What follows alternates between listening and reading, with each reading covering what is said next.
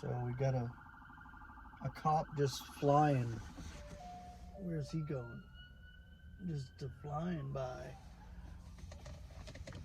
Wow. Well, I got this stupid app that's supposed to grab me shifts, and the thing is dumb, like the other one is. The actual skip app is dumb, but this app here goes along with it apparently. But I'm paying $58 a month for that. I'm trying it this month because I need to get work. I need to make money. It's just ridiculous here, and it's just all over the place. Most of the time it's not even grabbing me the proper shifts that I want, but it continues to do it. There goes another cop down that way. Wow. Okay, something must be happening. Yeah, so I'm sitting here just twiddling my thumbs, I guess, waiting for work. I went fishing on Thanksgiving Day because we had the turkey the day before it on the Sunday. So that was yesterday that I went fishing, yeah. And just to get away. It was beautiful out there.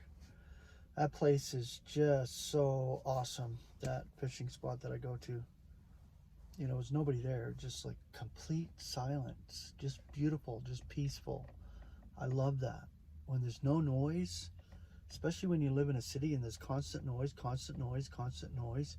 It just, you want to just be somewhere where just complete silence. And that place is just phenomenal for that. And just look at the scenery and everything. There was just nobody there.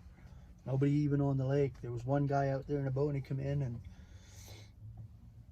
then it was just complete nice quiet for a couple hours. Caught a few fish, but I really don't even care about that. It's nice to fish. I love to fish and I love to catch fish, but just to sit there in the silence is even better. The thoughts toward God all the time, 24/7. My thoughts are toward God in spirit, in Christ, and that's a given for a believer. We are constantly in communication with God through Christ, our brother, our head, who is next to God right now in the heavens, vivified next to God, waiting for his body, waiting to come and grab us out of here, extricate us out. That moment is going to be tremendous, and we all await for that. But until then, we live our daily lives. Johnny Greene did a really good video on that, just the last one he did. You know, you get this sense of just moment to moment and silence, in the sense of trusting God, believing God, and holding on and enduring and holding the faith of Christ that we have been measured and given.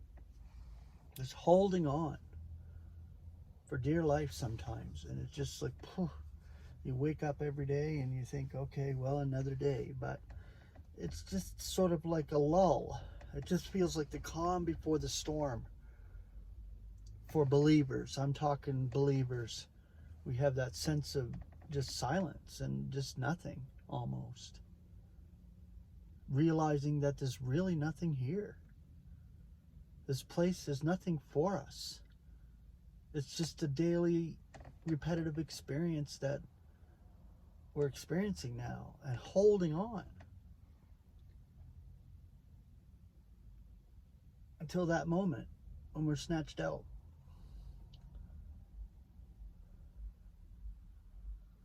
I know I go on sometimes about my own personal experience and life situation, but it's just sharing with you.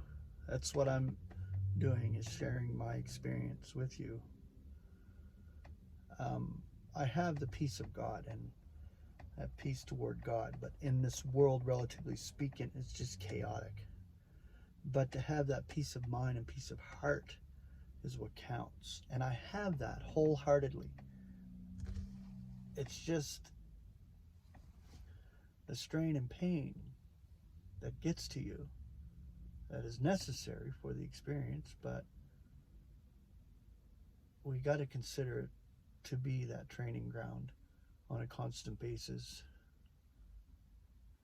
God gives us situations where he trains us and shows us that we can have peace toward all humanity as he has peace toward all humanity right now.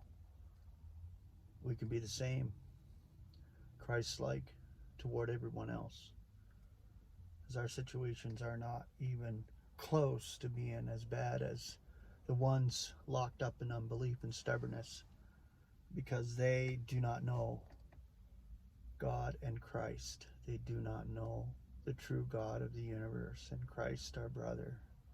They will know them real soon. God will be unveiled. Christ will be unveiled.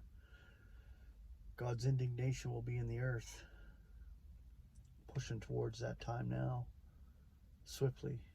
The world is chaotic, and it's going to get worse before it gets better, but it's going to have that betterment coming with the man of lawlessness, because he will shine forth to bring peace, that false peace, and it will be that before it's cut off in the middle of the heptad, in the middle of that 7 years, when he will receive a mortal wound and be resurrected, when I believe Satan will enter into him. Satan himself will enter into the man of lawlessness to do what he needs to do in that last years of this wicked eon, which is closing really, really fast. But we're here, and we're hanging on, and we're enduring. I love you, brothers and sisters.